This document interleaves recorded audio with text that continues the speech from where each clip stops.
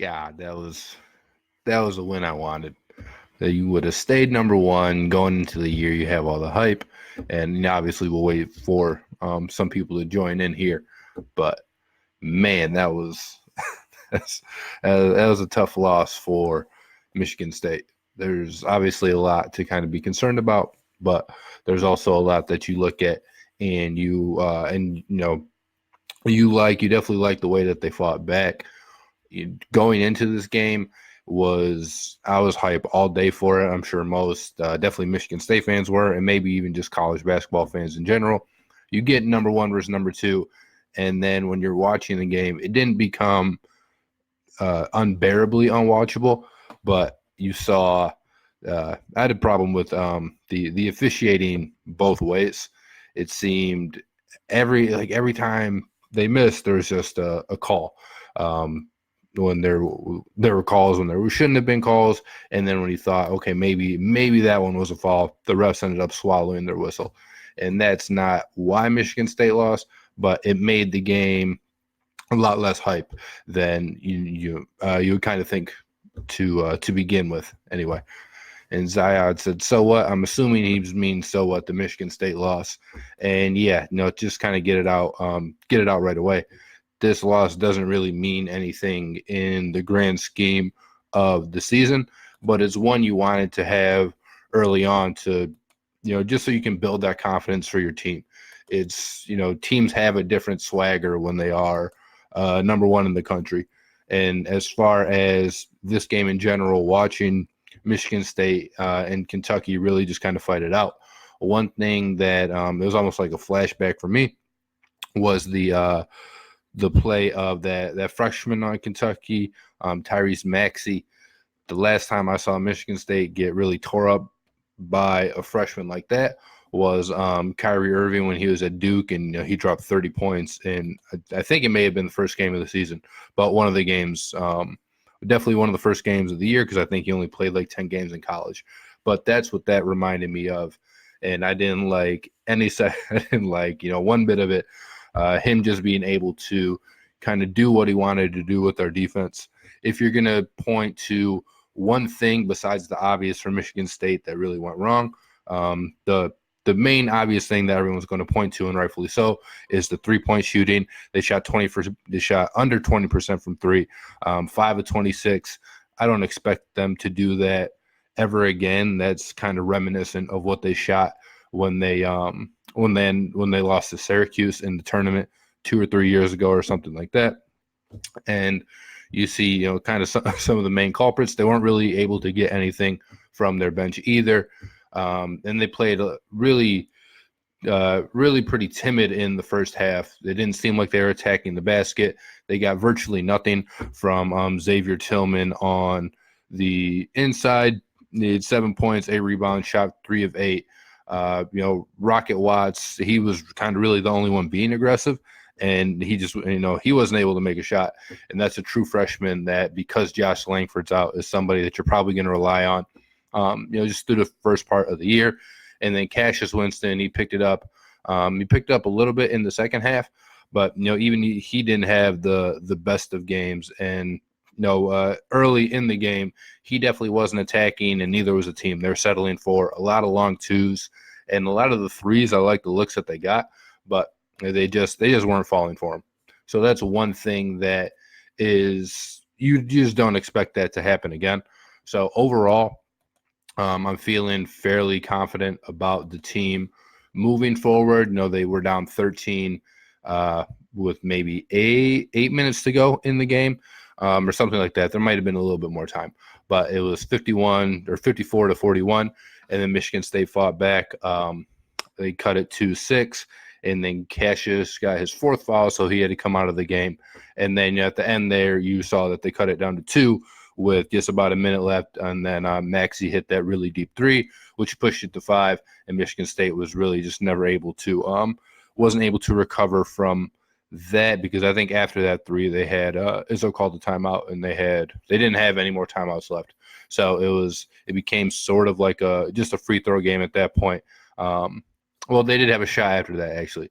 Arns got a beautiful look at three at the top of the 3-point line, and then he just missed. But Zaya, again, I love Michigan State since day one. Yeah, me too. Which is which is why I'm doing it here. And we're going to talk about this game. We're going to talk about probably what happened in the Michigan game earlier. You know, when they played App State and they had a little bit of a scare at the end. But that's something that we're going to be talking about on the Sports Carnage podcast this week, which will probably be dropping on Friday. We're recording it tomorrow, so we can react to the Champions Classic and give you guys just some more college basketball content. So if you haven't checked out our Sports Carnage podcast, make sure you do that, and you can hear a little bit more in-depth analysis on this game and just kind of the college basketball season moving forward. Then obviously, you know, just what you get in one of these short Facebook Live videos. But I'd love to know kind of what you guys thought about the game, what you thought even about some of the players that we got to see a little bit more of today. One of the bright spots off Michigan State's bench, you know, there really weren't many, was I think Marcus Bingham Jr., who came in. He's a guy who I actually expect to have a pretty good or a pretty big season this year and sort of break out. He's super long. It's like 6'11" here. They have him listed 6'11", 225. He doesn't really look like he's 225, but he might be. But 6'11", and Joey Hauser is a guy that Michigan State might get back. They might get him if the NCAA ever decides to at least just make a decision on his waiver, because this is ridiculous having it. You know, just being kind of kept in the woods until, you know, the first game of the season's already tipped off. But you like what you saw of him. Gabe Brown, he got a lot of good looks from three, and he really just wasn't able to hit any of them. Only went 2 of 6, 3 of 10. Michigan State as a team, again, 5 of 26 from three. And what's kind of really interesting and eye-popping is Cassius Winston was 5 of 12 from the game, or for the game. So he had 7 misses total, and 6 of those were from three, where he was only 1 of 7. Again, that's not something that you ever really expect. And Michigan State they ended up losing by 7. Obviously, you kind of played the free throw game a little bit at the end there, but a lot of their guys in foul trouble, and just kind of the way they were able to fight back is something that I really enjoyed seeing from the team. And you thought that they ended up with 16 turnovers, but in kind of early on, one of the staples that you notice about Michigan State teams is they turn the ball over way more than you would like. And tonight, at least early, it didn't really seem like that was going to be an issue. But as you got some of the offensive fouls, they had a couple travels in there too, and then the pass at the end where, you know, Michigan State still had sort of like a Hail Mary prayer of it.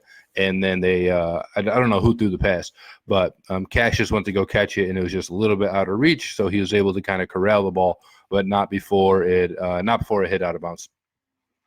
But, you know, foul trouble, and the foul trouble isn't something I really put on the players. Like I said, I think the officiating just from both sides tonight was really poor, and for part of the game, it did make the game pretty. It was just pretty. Like it was a really tough watch, which shouldn't be the case when you have the number 1 and number 2 team going against each other. Obviously, the teams had some rust, so there weren't a lot of shots going in. It was sort of just kind of ugly and sluggish basketball. Neither team shot, you know, over 40% from the field. Michigan State shot 39, and Kentucky actually shot a little bit worse at 38, but they just shot so many more free throws that's really kind of what ended up being the difference at the end there. But I thought the officiating was poor on both sides. So I don't expect games where, and there will be games when guys are in foul trouble, but I don't expect too many more games like this where you had, Malik Hall had 4 fouls, Tillman had 4 fouls, Kithier, I thought Kithier had 4, but here on the box score it's only saying it's 2. But I know Cassius definitely had 4. So maybe I was tripping on Kithier, but Cassius had 4. Malik Hall and Tillman, they were all with 4. I think they got this messed up. I'm not trying to say that the box score is wrong, but I really think, I really thought Kithier had 4 fouls. But again, maybe I'm just super tripping.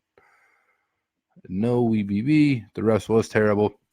Yeah, that's that's uh that's not something that you want to see again. And I do think that the we didn't lose the game because of the refs, but if the game was officiated a little bit differently, you might see just kind of a little bit of a better outcome. Or maybe not. It might not have mattered. But I think the foul trouble, and then some of the some of the kind of the ticky tack calls Kentucky was getting when you're in a game that's 4, 5, 6 points, kind of all game. Those calls do become big, but of course, no excuses because like we said, Michigan State had a chance at the end. They're only down 2 with the minute left until Maxey, and all the credit in the world to his name, first name Tyrese. It looks like. I want to get the young man's name right. Yep, Tyrese Maxey. Before he hit the three, which really ended up just being kind of the dagger at the end of it. Again, like I said, shades of Kyrie when he was at Duke, doing what he did against Michigan State.